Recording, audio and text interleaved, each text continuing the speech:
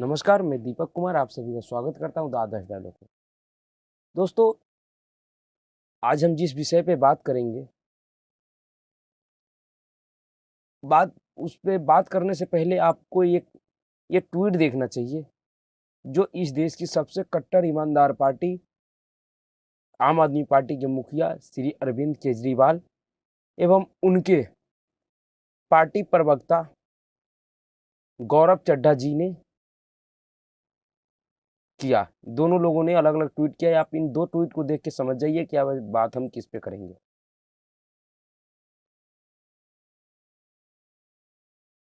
जी हाँ, पहला ट्वीट है केजरीवाल जी का और ये ट्वीट 26 नवंबर का है। 26 नवंबर के दिन क्या हुआ था? दरअसल 26 नवंबर के दिन ईडी ने एक supplementary chargesheet Rouse Avenue court में दाखिल किया था, जिसमें मनीष सिसोदिया जी का नाम नहीं था, क्योंकि चार्जशीट एक ऐसी प्रक्रिया है जो किसी व्यक्ति के गिरफ्तार होने के बाद 60 दिन के भीतर अगर उनके खिलाफ चार्जशीट नहीं दाखिल किया जाता है, तो फिर उस व्यक्ति को जमानत लेने का कानूनी अधिकार हो जाता है, जिसे कोई नहीं रोक सकता और उसे जमानत मिल सकती है। उसी के लिए यह चार्जशीट दाखिल किया गया था और उस समय तक मनीष सिसोदिया जी के खिलाफ कोई इतना ठोस सबूत नहीं था कि जिससे उस चार्जशीट में उनका नाम शामिल किया जा सके। उसके ऊपर अरविंद केजरीवाल जी ने ट्वीट किया कि ईडी की चार्जशीट में भी मनीष जी का नाम नहीं है।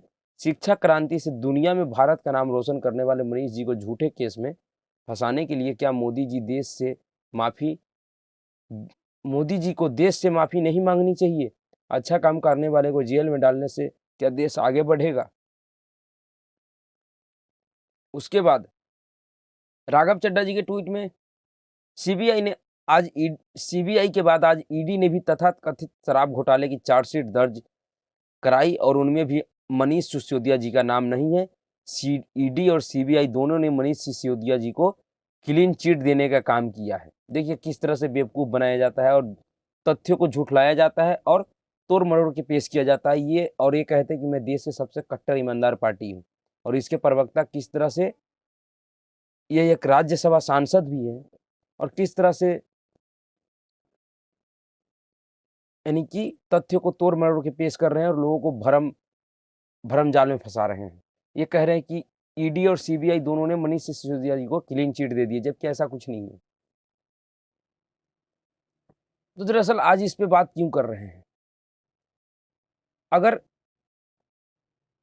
मनीष सिसोदिया का नाम चार्जशीट में नहीं था और उसको ई आम आदमी पार्टी एवं उसका मुखिया अरविंद केजरीवाल क्रेडिट के लिए यूज़ करते हैं कि इस चार्जशीट में मनीष सिसोदिया जी का नाम नहीं है, यानी कि वो एक तरह से इस बात को मानते हैं कि शराब घोटाला हुआ है, पर इसमें मनीष सिसोदिया जी का कोई रोल नहीं है, उनका इससे कोई लेना-देना नहीं है। या ये माने कि शराब घोटाला नहीं हुआ है। 2 चीज़ हो सकती है, या तो हुआ है या नहीं हुआ है। किसने किया, नहीं किया वो तो बात की बात है। पहले अगर ये इस ट्वीट को अगर इनके ट्वीट को अगर सही माना जाए तो यह मानते हैं इनके ट्वीट को देख के ये लगता है कि ये मानते हैं कि शराब घोटाला हुआ है, पर इसमें मनीष सिसोदिया जी का कोई रोल नहीं है, उनको ज़बरदस्ती फँसाया जा रहा है। तो उस समय तो ये बहुत खुले तौर पे नाच रहे थे, पूरी पार्टी के लोग नाच रही थी, उस चार्जशीट के बाद। लेकिन आज उसी मामले में एक दूसरा चार्जशीट 2 दिन पहले 2 फरवरी को कोर्ट में दाखिल किया गया है। उसमें क्या है? अब और उसके ऊपर ये क्यों भड़के हुए हैं? दरअसल पहले उस आरोपों को देखते हैं कि दरअसल उस चार्जशीट में है क्या? प्रवर्तन निदेशालय ईडी ने गुरुवार को दिल्ली शराब घोटाला मामले में नया दावा किया। ईडी ने कहा कि एएपी ने दिल्ली शराब घोटाले के पैसों का इस्तेमाल गोवा चुनाव प्रचार के लिए किया। शराब घोटाले में कोर्ट में दाखिल चार्जशीट में ईडी ने आरोप लगाया कि दिल्ली शराब घोटाले के एक आरोपी विजय नायर ने शराब कंपनी इंडो स्प्रिट के एमडी समीर महेंद्रू की दिल्ली सीएम अरविंद केजरीवाल से बात कराई थी। यह बातचीत विजय के फोन से किए गए फेस टाइम वीडियो कॉल थी, जिसमें सीएम केजरीवाल ने वीडियो कॉल थी जिसे केजरीवाल ने झूठा और काल्पनिक बताया है। जी हाँ, एक तरफ तो जब उसके उस चार्जशीट में दिल्ली के उप मुख्यमंत्री का नाम नहीं था तो ये कूद रहे थे, जो कि सिर्फ ये किस तरह से एक और तथ्य को झूठलाया गया और उसे भरमाया गया, झूठ बोला गया दिल्ली सरकार की तरफ से और अरविंद केजरीवाल और उनके प्रवक्ताओं की तरफ से कि मनीष सिसोदिया को दिल्ली का उप मुख्यमंत्री एवं शिक्षा मंत्री तो बताया जाता है, सीना पीट के बताया जाता है कि ये दुनिया का सबसे अच्छे शिक्षा मंत्री है, पर यह नहीं बताया जाता कि वही शिक्षा मंत्री दिल्ली सरकार का शराब मंत्री भी है। दरअसल आबकारी विभाग का मंत्री भी मनीष सिसोदिया ही है। तो इस देश में शायद ही ऐसा पहला ये मंत्री है जिनके पास शिक्षा मंत्रालय होने के बावजूद शराब मंत्रालय भी है और ये शराब मंत्री भी है। तो इनको कभी शराब मंत्री नहीं कहा गया।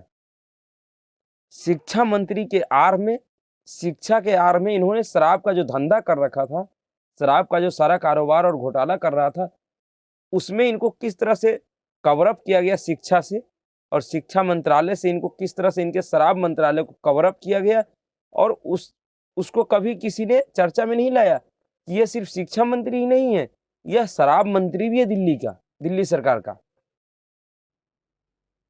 इसलिए इनके ऊपर जो आरोप है ये बहुत ही गंभीर था, पर फिर भी पूरी आम आदमी पार्टी ने किस तरह की बेशर्मी के साथ कभी गांधी जी के मूर्ति के नीचे तो कभी कहीं धरना प्रदर्शन, कभी एलजी के सामने प्रदर्शन, कभी एलजी के खिलाफ अभद्र टिप्पणी, क्या क्या नहीं किया इन लोगों ने।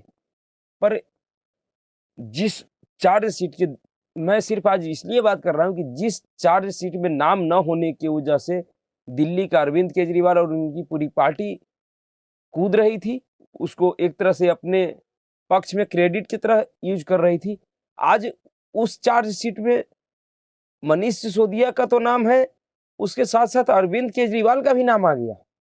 तो अब अरविंद केजरीवाल और आम आदमी पार्टी क्यों नहीं इस तरह से कह रही है कि हाँ इस चार्जशीट में तो मेरा भी नाम आ गया, भाई मैं भी दोषी हूं, तो आप इसे क्यों नहीं मान रहे? तो इसे वो नहीं मान रहे, इसके लिए क्या कह रहे हैं ये सुनिए पहले।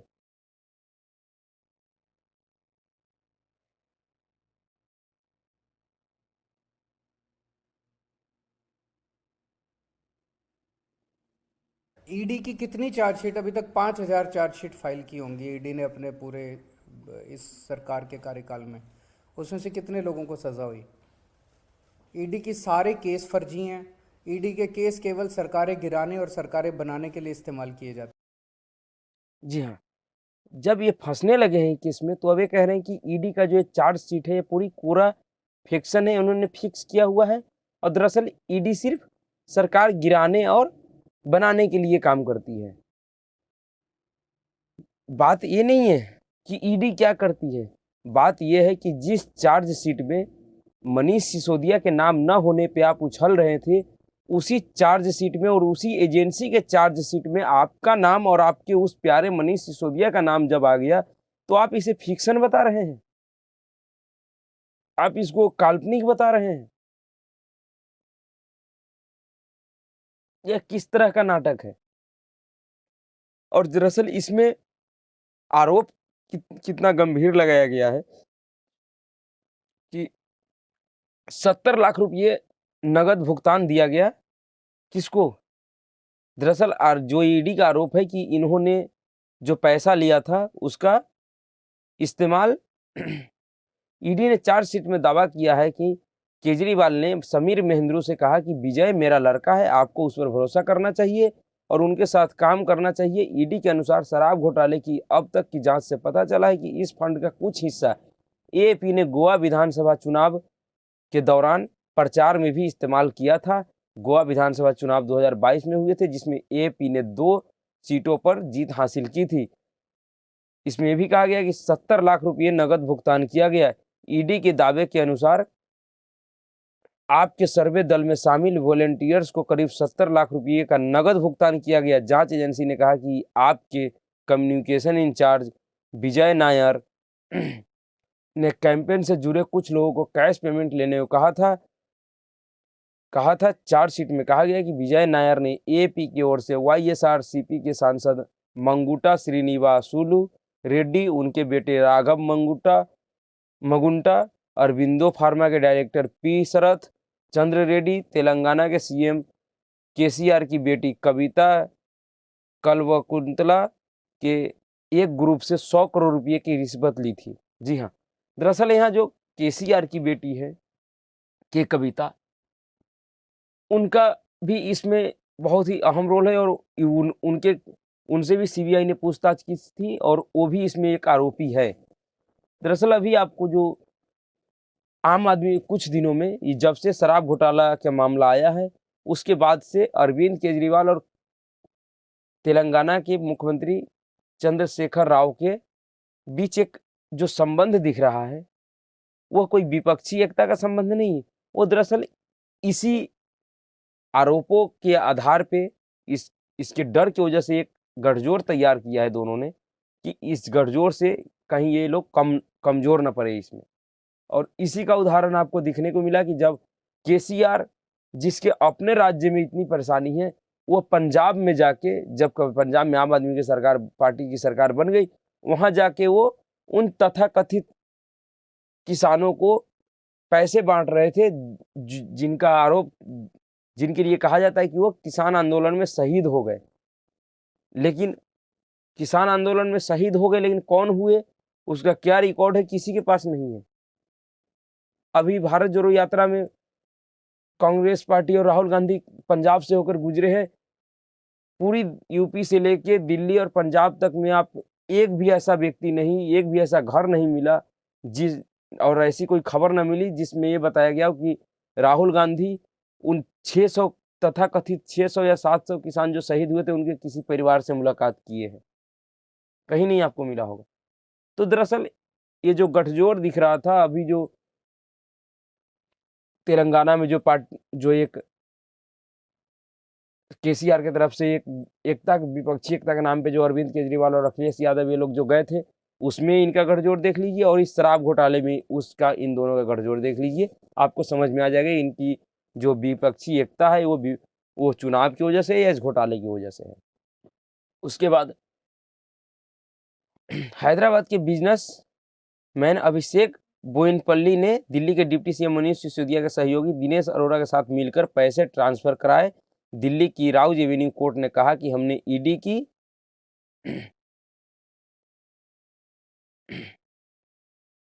की दूसरी चार्जशीट भी देखी है। कोर्ट का मानना है कि मामले में आगे बढ़ा जाना चाहिए। तो जिस तरह से कोर्ट ने ये माना है कि इस मामले में दम है, कहीं ना कहीं इसमें बहुत बड़ा घोटाला हुआ है और जो आरोपी बनाए गए हैं उनके खिलाफ एक मजबूत तथ्य साक्ष्य है, जिसको देख के कोर्ट ने आगे की कार्रवाई करने की मंजूरी दी है। तो अब आगे ये देखना होगा कि एक देश की कट्टर ईमानदार पार्टी जो ईमानदारी का ढिंढोरा पूरे देश में पीटती रही है और ईमानदारी के आड़ में किस तरह से शराब घोटाले तो और सारे कई घोटाले, इनके कई मंत्रियों के ऊपर आरोप लग चुके हैं। इसके ऊपर मैं पहले भी आपको बता चुका हूं। लेकिन अब आज तक जितने भी आरोप लगे अरविंद केजरीवाल के नेताओं पे लगे, दूसरे मंत्रियों पे लगे, लेकिन ये पहला आरोप है जो डायरेक्ट अरविंद केजरीवाल पे लगा है और वो भी चार्जशीट में इनका नाम है। ये कोई सिर्फ आरोप नहीं है, ये एक तरह से कहे तो इनके खिलाफ एक शुरुआती जांच में ये एक महत्वपूर्ण तथ्य है जो इनके खिलाफ चार्जशीट में नाम डाला गया है और इनके ऊपर एक पहला ऐसा आरोप है जो डायरेक्ट इनके ऊपर लगा है। नहीं तो ऐसे तो आम आदमी पार्टी के ऐसे कितने नेता, विधायक, पार्षद सब जेल में चले गए हैं, बड़े बड़े मामले में, दंगा से लेके, दलाली से लेके, रिश्वतखोरी से लेके और बहुत सी चीज़ों में, फर्जीवाड़ा से लेके बहुत सी चीज़ों में जेल में है। लेकिन ये पहला आरोप है जो डायरेक्ट इनके ऊपर लगा है, केजरीवाल के ऊपर। और अब जिस तरह से कोर्ट ने रुख अख्तियार किया है कि इस मामले में आगे बढ़ा जाए, तो संभवतः आने वाले दिनों में इनकी परेशानी और बढ़ेगी और यह फिर किस तरह का छल प्रपंच करेंगे ये आपको देखिएगा और उसको समझिएगा। आज जो अडानी का जो मुद्दा इस देश में तथा कथित राजनीतिक दलों, विपक्षी दलों एवं उनके पाले पोसे हुए खैरियर खैराती पत्रकारों के द्वारा जिनकी पेट पे लात मारी थी अडानी ने, उस खिसियाहट में वो लोग जो एक एजेंडा चला रहे, दरअसल एक अडानी के एजेंडा को आगे करके उसके पीछे आम आदमी पार्टी के शराब घोटाला, कांग्रेस पार्टी की करेंसी घोटाला जैसे बहुत बड़े बड़े मुद्दे को छिपा दिया गया है। इस पे कहीं कोई चर्चा नहीं है, जबकि यह एक ऐसा आरोप है जो डायरेक्ट सरकारों के ऊपर लगी है, सरकार में मंत्री रहे हुए मंत्रियों के ऊपर है। करेंसी घोटाला भी उस समय के तत्कालीन वित्त मंत्री के ऊपर ये घोटाला का आरोप है, उस समय के तत्कालीन वित्त सचिव के ऊपर यह आरोप है। शराब घोटाला भी तत्कालीन शराब मंत्री मनीष सिसोदिया के मंत्री रहते हुए उनके ऊपर आरोप है, डायरेक्ट सरकार के ऊपर आरोप है। लेकिन इस सब को कवर अप किस चीज से किया जा रहा है? एक शेयर बाजार में एक कंपनी को एक रिपोर्ट, तथा कथित रिपोर्ट, उसमें कितनी सच्चाई है वो जांच में पता चलेगी। उस पर जांच अगर बैठती है तो, और मेरे हिसाब से बैठना भी चाहिए, उसकी सच्चाई का उसका पर्दाफाश होना चाहिए कि वो जो हिडनबर्ग है वो किस तरह का एजेंडा चला रहा है या वाकई उसके आरोपों में कोई दम है।